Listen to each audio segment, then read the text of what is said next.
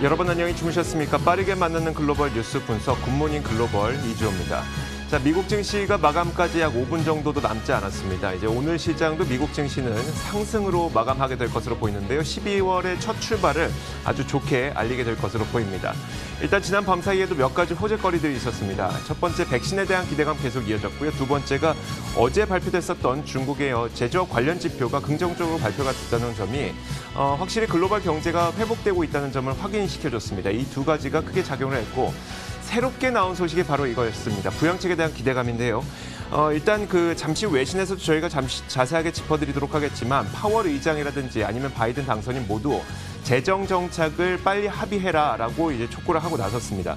이런 가운데 양당 의원들이 9천억 달러 정도 되는 이 부양 법안을 내놨는데, 물론 맥코넬 상원 원내대표가 바로 단칼에 거절하긴 했습니다만, 어쨌든 이제 12월 11일까지 정부의 셧다운을 막기 위해서는 부양책 합의가 반드시 이루어져야 되기 때문에 조만간 이 부양책 합의는 이루어질 것이라는 기대감이 시장에 작용을 한 것으로 보입니다. 자, 이런 부양에 대한 기대감과 경기 회복에 대한 기대감으로 지난 밤 사이 미국 시장도 상승으로 마감하게 될 것으로 보이는데요. 어떤 일들이 있었는지 지금부터 정리해드리도록 하겠습니다. 굿모닝 글로벌 바로 출발하겠습니다.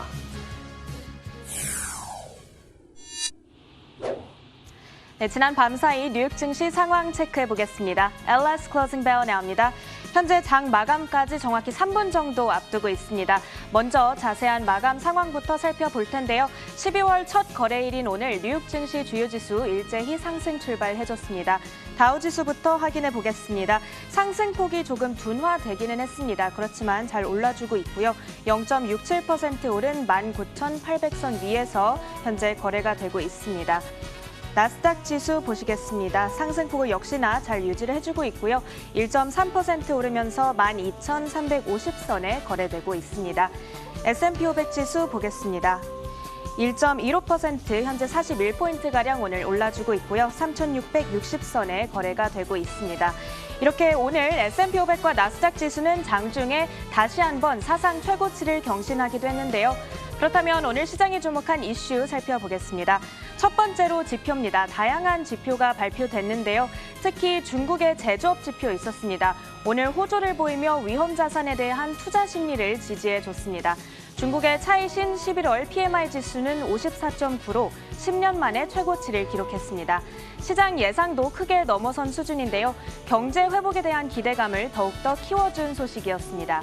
미국의 10월 건설 지출도 발표됐습니다.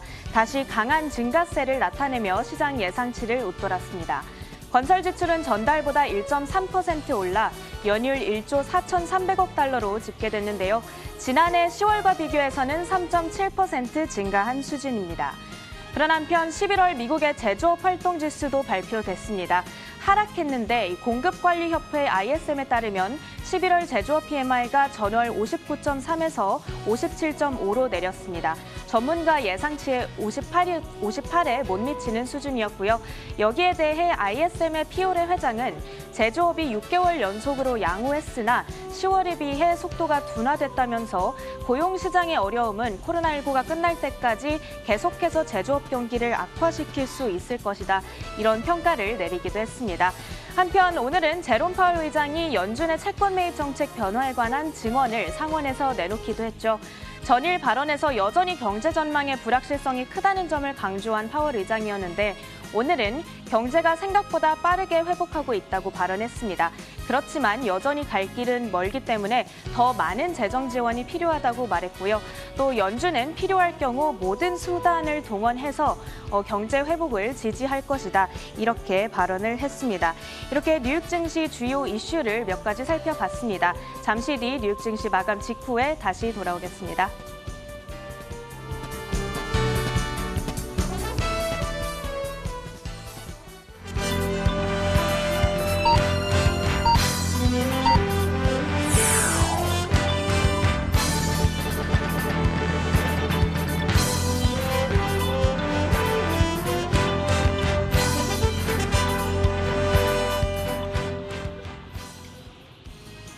네, 뉴욕 증시 지금 막 마감했습니다. 계속해서 주요 소식을 살펴보도록 하겠습니다.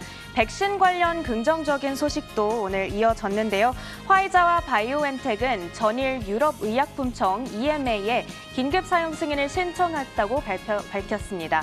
EMA는 늦어도 29일까지는 평가를 마칠 수 있을 것이라고 밝혔는데요. 또한 최근 긴급 승인 신청이 이뤄진 모더나의 백신에 대해서도 다음 달 12일 별도의 평가회의가 열릴 것이라고 덧붙였습니다.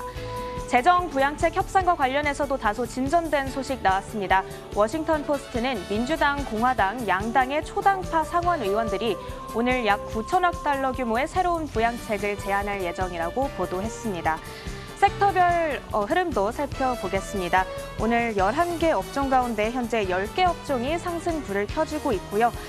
커뮤니케이션 섹터가 현재 1.8% 가까이 오르면서 오늘 가장 강합니다. 그런가 하면 조금 전까지는 강보합권에서 움직이고 있던 이 산업재가 지금은 0.09% 약보합권으로 전환을 해준 모습입니다. 종목 가운데서는 그동안 상승 흐름을 잘 이어주던 줌이 호실적을 발표했음에도 불구하고 오늘장에서 15% 넘게 하락하고 있습니다.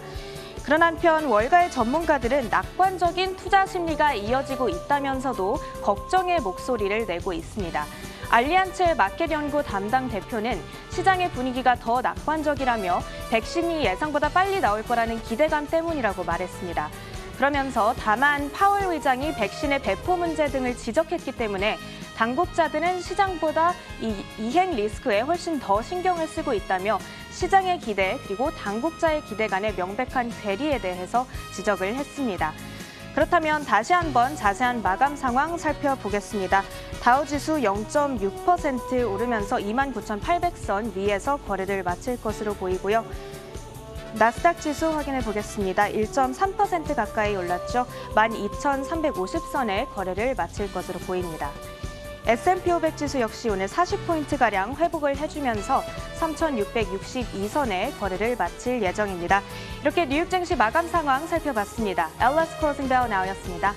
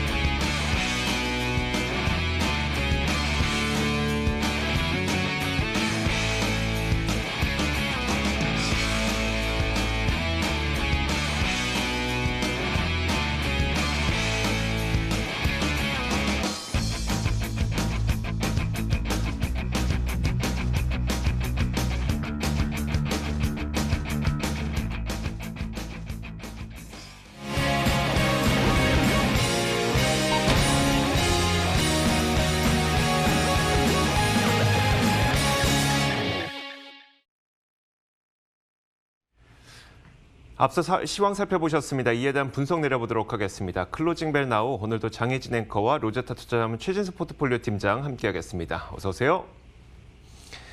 자, 팀장님, 그 12월의 출발을 미국 시장이 아주 좋은 출발을 알렸습니다. S&P 500과 나스닥이 사상 최고가를 경신한 채 마감됐는데요. 시장 평가부터 내려주세요. 네, 일단은 결정적인 호재는 추가 재정 부양에 대한 기대감이 부활했다는 점을 좀 꼽아볼 수가 있겠죠. 초당적인 안이 어쨌든 간에 좀 나와줬고, 그리고 문우신과 펠로시도 전화통화를 할 예정으로 장중에 알려지기도 했습니다. 저희가 그동안 대선 불복 가능성이라든지 아니면은 코로나19 백신 출시 시기와 관련한 불확실성, 그리고 재정 부양 계류가 잠재적인 시장 악재로 좀 지목이 되어 왔습니다. 하지만은 최근에 하나씩 좀 해소되는 모습이 나오면서 증시가 굉장히 좋은 흐름을 타고 있는데요. 그러면서 11월에 각각 4월 이후에 최대 월간 상승폭을 기록을 했던 S&P 500 지수와 나스닥, 그리고 1987년 이후에 최대 월간 상승폭을 기록했던 다우 지수, 또 18% 이상 오르면서 역대 최대 월간 상승폭을 기록했던 중소형주 위주의 러셀 2000 지수가 11월 성적이 이렇게 너무나도 좋았기 때문에 12월에 좀 힘이 빠질까 했지만은 일단은 첫 거래일부터 추가 상승 모멘텀을 받는 그런 모습이 나와줬습니다. 자, 이어서 상품 선물 시장도 살펴보도록 하겠습니다. 가장 크게 움직였던 국제 금값과 은값을 한번 살펴보도록 하겠습니다. 방금 들으셨던 것처럼 부양책에 대한 기대감이 다시 한번 솔솔 커지고 있습니다. 그러다 보니까 달러가 약세로 흘러갔고요. 달러 약세로 인해서 금값은 다시 반등하는 모습이었습니다. 이 거래일 만에 다시 1,800선을 회복하는 모습인데 덕분에 은값도 역시 한 6% 정도 큰 폭의 반등을 기록했습니다. 금값의 경우에는 현재 선물 시장에서 2.09% 오르면서 1,818.2달러를 기록하고 있습니다. 반면에 지난주에 굉장히 잘 올랐었던 국제 유가의 경우에는 지난 밤사이 하락했는데요. 약 1.7% 정도 내렸습니다. 오펙 플러스 이 회담이 지금 현재 진행이 되고 있는데 여기에서 증산 여부를 결정하게 될지 아직 불확실하다는 그런 우려감이 나오면서 유가는 다소 하락하는 모습입니다. 하지만 이게 결정이 증산을 안 한다 이런 것은 아니고 여전히 이게 증산을 연기하는 그 기대감을 남아있기 때문에 낙폭이 아주 크진 않았습니다. 40달러대 중반을 계속 유지하는 모습이었었고요. 현재는 선물 시장에서 44.56달러를 기록하고 있습니다. 자, 달러 인덱스 한번 살펴보도록 하겠습니다. 자, 달러 인덱스, 달러 약세가 계속 진행되고 있습니다. 91대 초반까지 내려가고 있는데 91.22를 기록하고 있고요. 현재 0.72% 하락하고 있습니다. 자, 10년물 국채금리도 한번 보도록 할 텐데요. 금리는 이제 부양 기대감 덕분에 0.9%를 회복하는 모습입니다. 지난 밤사이에 퍼센트로 따지자면 거의 10% 가까이 올라서 0.9%를 회복한 채 0.921%까지 오른 채 현재 움직이고 있습니다. 자, 이렇게 상품 선물 시장 살펴봤습니다. 글로벌 외신 확인하도록 하겠습니다. 자, 첫 번째 주요 이슈부터 보도록 하겠습니다. 팀장님, 첫 번째 이슈 뭘로 볼까요? 네, 11월에 미국 증시의 흐름이 워낙 좋아서 12월장이 다소 주춤할 것이다라고 좀 걱정을 했던 투자자들 입장에서는 듣기 반가운 소식을 준비를 해봤습니다. 월가의 대표적인 낙관론자죠. 펀드스트렛의 톰리 대표가 지난 월요일에 12월에도 미국 증시가 신고가 행진을 지속할 것이다라고 내다본 그런 내용인데요. 톰리는 강한 시장은 끝도 강하다라고 얘기를 하면서 역사적인 데이터에 기반해서 연말 추가 랠리 가능성을 높게 점쳤습니다. 실제로 1945년 이후 11월까지 S&P 500 지수가 10에서 15% 정도 상승한 해에 12월의 상승 확률이 100%였다고 합니다. 참고적으로 올해 S&P 500 지수는 약 한 12% 정도 올라와 주고 있습니다. 해당 시나리오 적용 시에 S&P 500 지수가 12월에도 3.3% 추가 상승할 것으로 전망이 되고 있는데요. 톰 리는 그러면서 갑작스럽게 약세장만 오지 않는다면이라는 전제를 또 달기도 했습니다. 또 한 가지 낙관적인 이 전망의 근거는 최근에 20부근까지 떨어진 시장 공포지수, 빅스 지수를 예로 들었는데요.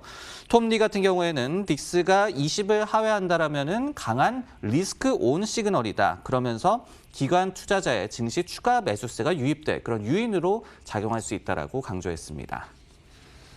자, 반면에 연말이 된다면 우리가 흔히 윈도우 드레싱이라고 부르는 포트폴리오 조정이 또 있는 기간이기도 하고요. 투자자들의 휴가 기간이 또 겹쳐 있는 기간이기도 해서 일부 또 매도가 나올 수 있다는 의견도 있을 것 같습니다. 다른 기관들의 의견은 어떨까요? 그렇습니다. 워낙 이 월가의 대표적인 낙관론자의 얘기이기 때문에 반대쪽 얘기도 저희가 좀 들어봐야지 판단을 하기가 더 쉬울 것 같은데요.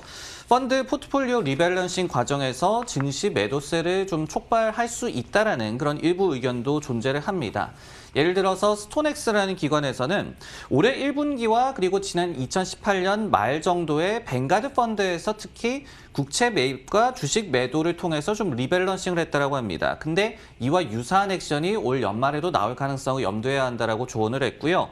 JP모건 같은 경우에도 최근에 역시 단기적으로 일부 뮤추얼 펀드에서의 포트폴리오 리밸런싱이 나오면서 미국 증시에 대한 매도세가 야기될 수 있다라고 또 얘기를 했습니다. 이런 의견들도 참고하는 게 좋을 것 같네요. 장기적인 강세장이라도 증시는 한 방향으로 계속해서 오를 수는 없겠죠. 기간 조정을 받을 시에 가장 타격을 입을 만한 업종은 어떤 것들이 있을까요? 네, 참고적으로 S&P 500 지수가 올해 벌써 두 차례나 월간 10% 이상의 상승폭을 기록을 했습니다. 근데 이게 1930년 이후에 단 2번밖에 없었던 일이라고 합니다. 예를 들어서 가장 마지막에 있었던 일은 1982년이었다고 하고요. 그만큼 증시 자체가 굉장히 좀 좋은 흐름을 보이고 있기 때문에 어떤 악재를 핑계 삼아서 기간 조정이 나올 가능성을 저희가 생각을 해봐야 될 것 같습니다. 예를 들어서 비스포크 인베스트먼트라는 기관에서도 견고한 월간 흐름이 나타났다라고 한다면은 월 말에 급격한 차익 실현이 촉발되는 것을 좀 주의해야 한다라고 당부를 했는데요. 예를 들어서 이 기관에서 11월의 상승폭을 기준으로 해서 러셀 3000 지수를 10개 그룹으로 좀 나눠서 비교를 해봤습니다.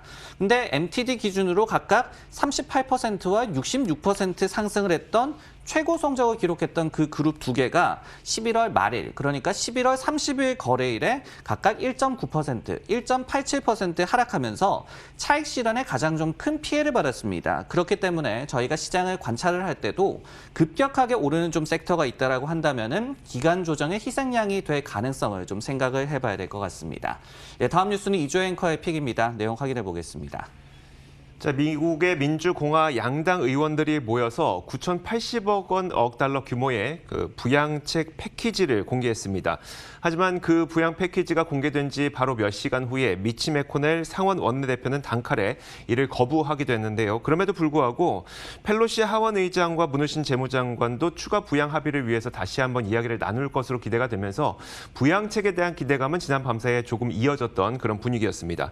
자, 먼저 지난 밤사이 나왔던 일을 한번 살펴보자면 일단 그 초당적 의원들이 내놓은 부양 패키지는 약 9천억 달러 규모의 그 부양 패키지였습니다.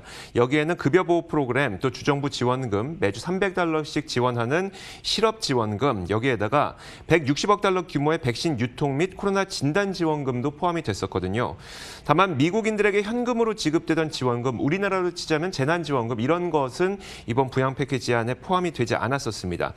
자, 이번 부양안을 만드는 데 참여했던 버지니아주 민주당 상원 마크 워너 의원은 1월에 이 바이든 행정부가 들어서기 전까지 공백 기간이 생길 수가 있기 때문에 그 공백을 막을 수 있을 만한 임시 패키지라고 설명을 했습니다. 하지만 바로 몇 시간 후에 바로 미치 매코넬 상원 원내대표는 단칼에 부양안을 거절했고요. 부양안이 거절됐다는 소식 때문에 미국 증시는 상승 탄력도 다소 줄이긴 했습니다. 하지만 상승 탄력 계속 유지했던 모습이었었고요. 다만 문우신과 펠로시는 곧 만나게 될 것으로 보입니다. 문우신 재무장관은 행정부의 셧다운을 피하려면 오는 11일까지 법안이 통과돼야 한다고 밝혔고요. 또 제롬 파월 연준 의장도 의회에 경기를 부양하기 위한 재정 정책을 또 촉구하기도 했는데, 팀장님, 이렇게 본다면 누구나 다 원하고 있는 게 추가 부양 책임은 분명한데 그럼에도 불구하고 교착 상태는 계속 이어지고 있는 것 같습니다. 부양책에 대한 월가의 시각은 어떨까요? 네, 시장 역시도 관련 이슈에 좀 민감하게 반응을 여전히 좀 하고 있고요. 그렇기 때문에 여전히 또 한 방향으로 추가 부양 합의를 바라고 있는 상황이다라고 말씀드릴 수밖에 없을 것 같습니다. 한 세 가지 정도 그 배경을 말씀을 드리자면요. 첫 번째로는 코로나19 백신이 좀 가시화되고 있죠. 하지만 이에도 불구하고 어떤 미국의 소비라든지 고용시장의 회복세는 좀 정체할 그럴 기미를 보여주고 있습니다. 그리고 두 번째로 추가 부양에 좀 합의를 하는 것이 역시 뭐 대선 결과라든지 그리고 의회 선거 결과와 관련한 정치적인 불확실성 완화로도 해석될 여지가 있다는 점을 말씀을 드리겠고요. 세 번째로 최근에 이 문우신 재무장관이 연준의 유동성 공급 프로그램의 일부를 좀 중단하라고 요청을 했죠. 그러면서 경기 부양 기조 자체에 대한 또 시장의 불확실성이 고조되고 있는 상황입니다. 이런 세 가지 정도의 좀 불확실성을 해소할 수 있는 것이 추가 재정 부양 합의이기 때문에 시장에서는 좀 한 방향으로 이 같은 합의를 좀 바라고 있는 분위기입니다. 자, 이어서 장혜진 앵커가 꼽은 이슈도 살펴보도록 하죠. 네, 코로나19 백신이 보급이 되더라도 최대 36%에 달하는 출장이 앞으로 줄어들 수 있다라는 전망이 제기되고 있습니다. 팬데믹으로 인해서 여행에 관한 지출은 줄어들었고 업무 미팅들은 화상을 통해서 충분히 이루어질 수 있다는 것을 확인을 했습니다. 출장뿐만 아니라 컨퍼런스나 컨벤션 등은 이에 따라서 팬데믹 이후에 수요가 크게 회복하지 않을 것으로 점쳐지고 있는데요. 그런데 출장 수요가 줄어드는 것이 단순히 항공사에만 영향을 미치는 건 아닙니다. 개인 고객들에게도 악재로 작용할 가능성이 굉장히 높은데요. 이 기업 고객들이 높은 항공 요금을 내줘야 개인 고객들이 비교적 저렴하게 탑승 요금을 내고 여행을 즐길 수 있었기 때문입니다. 그렇지만 출장이 줄어들게 되면 그 비용을 개인들이 좀 상쇄를 시켜야 되기 때문에 항공 요금이 비싸지겠죠. 뿐만이 아닙니다. 출장이 줄어들면서 항공기 스케줄도 줄어들게 되겠죠. 특히 이 대도시를 위주로 출장들이 이루어지기 때문에 대도시들이 이에 해당되겠는데, 그렇기 그렇게 된다면 일반 고객들이 이용할 수 있는 비행편도 준다는 얘기가 되겠습니다. 자, 이를 두고 다양한 의견들이 사실 나오고 있는데요. 항공사 CEO들은 비록 몇 년이 걸릴지라도 출장 수요는 온전하게 회복할 수 있다라는 내용을 예측한 반면에 최근에 빌 게이츠는 코로나 사태 이후에 출장이 절반으로 줄어드는 등 기업들의 업무 처리 방식이 근본적으로 바뀔 것으로 전망을 했습니다. 자, 출장은 지난해 전체 여행산업 매출인 1조 1,000억 달러, 우리 돈으로는 1,219조 원 중 3,340억 달러에 해당이 되는데요. 약 4분의 1의 비중을 차지하고 있습니다. 하지만 이 출장 수요가 영구적으로 줄어들 것이란 전망은 그만큼 여행 수요도 줄어들고 여행과 관련된 비용들도 좀 덜 쓰게 된다는 얘기가 될 텐데 그 말은 항공사들도 팬데믹 이전으로 온전히 회복할 수 없다는 얘기로 들립니다. 자, 과연 이런 흐름이 나타난다면 피해를 입게 될 업종까지 한번 살펴주시죠. 예, 물론 지금 저희가 보면은 이 화상회의로 진행하는 것이 굉장히 좀 불편하죠. 그렇기 때문에 코로나19 팬데믹이 좀 완화가 되고 종식이 된다라고 한다면은 본래 방식으로 이제 업무를 처리하려는 그런 관성은 물론 작용을 할 것입니다. 하지만 저희가 상식적으로 좀 생각을 해보더라도 꼭 필요한 출장이 아니라고 한다면은 가지 않겠죠. 이런 부분들이 결국은 출장 수요가 한 20-30% 정도 줄어들 것이다라는 그런 이 전망의 근거라고 보여집니다.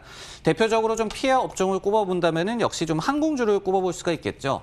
실제 지금 미국의 주요 항공사들의 실적을 보면은 일반 여객 수요 같은 경우에는 국내 여행 수요가 좀 살아나고 있기 때문에 전년 대비해서 한 40-50% 수준까지 올라왔습니다. 하지만은 출장 관련 매출 같은 경우에는 여전히 전년 동기 대비해서 마이너스 90% 정도를 유지하고 있습니다.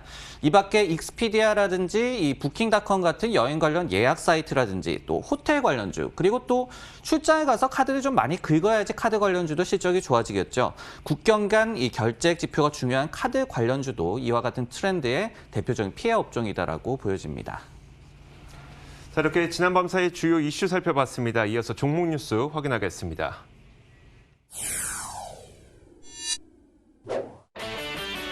오늘의 종목 뉴스입니다. 비자가 비트코인으로 캐시백을 받는 카드를 출시한다고 전했습니다. 이 구글과 페이스북의 온라인 광고가 전체 광고 시장의 절반 이상을 차지하고 있는 것으로 나타났습니다. 이 퀄컴이 프리미엄 안드로이드를 위한 스냅드래곤 888 5G 칩을 공개했습니다.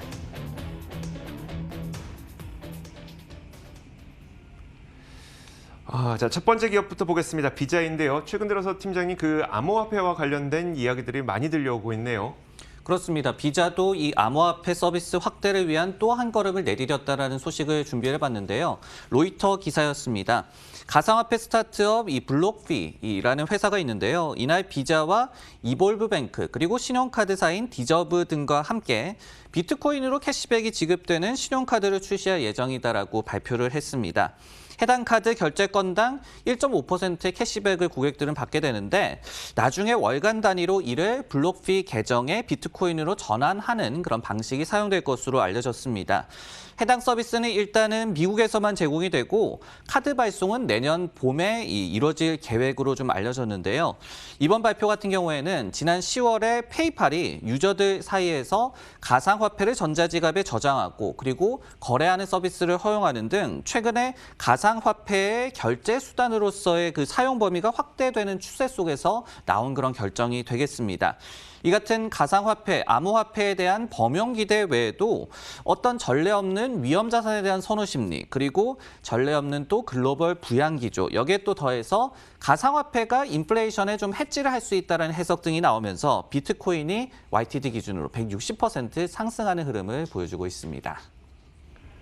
자, 비자가 암호화폐와 관련된 서비스에 관심을 가졌던 게 이번이 처음이 아닐 것 같은데요. 그간의 히스토리를 한번 살펴보면 어떨까요? 네, 처음 시작은 작년 3월이었습니다. 비자가 비밀리에 이 암호화폐 TF를 출범했다는 소식이 들려왔던 바가 있었는데요.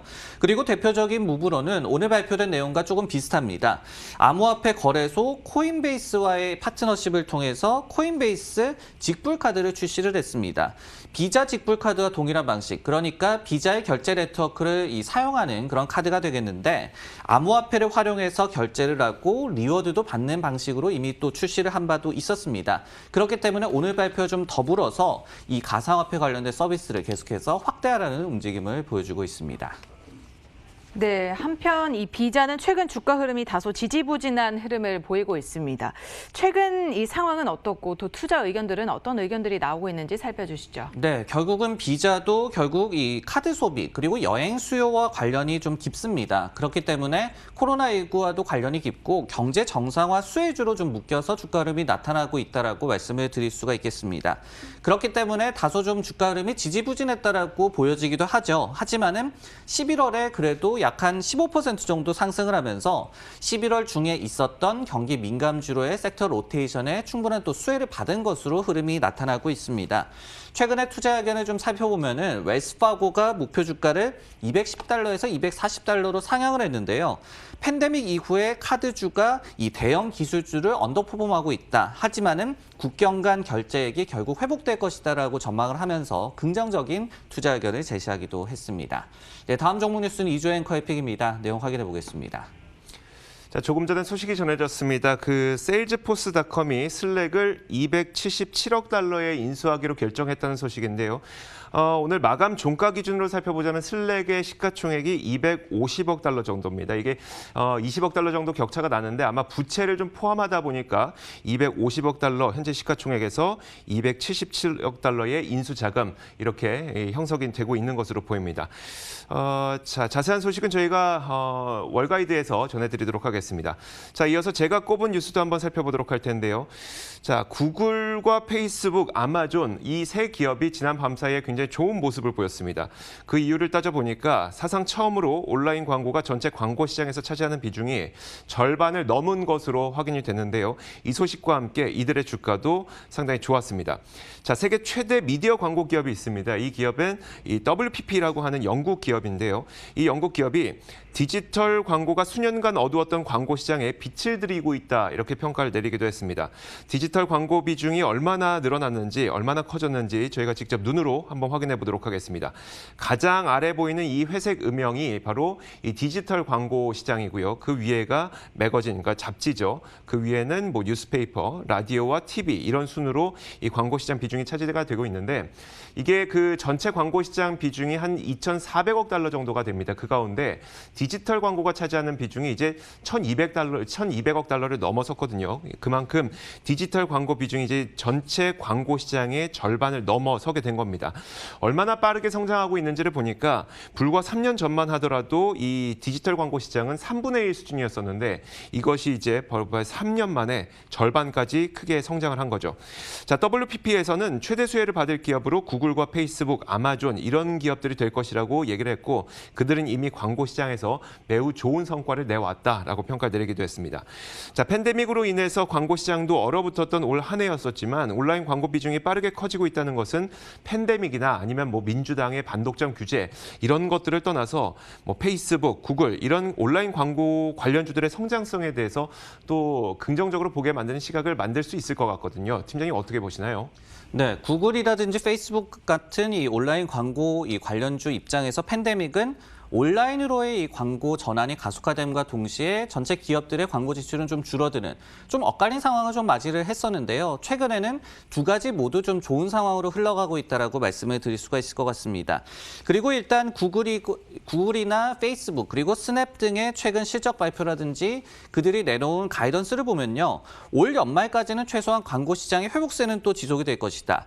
그럼 이 온라인 부문의 또 고성장도 지속이 될 것이냐. 이 부분에 대해서도 일단은 기대감이 상당히 좀 많은 것으로 나타나고 있는데 예를 들어서 모건 스탠리 같은 경우에는 최근에 내년에도 글로벌 온라인 광고 시장 매출이 20% YOY 기준으로 증가할 것으로 내다보기도 했습니다.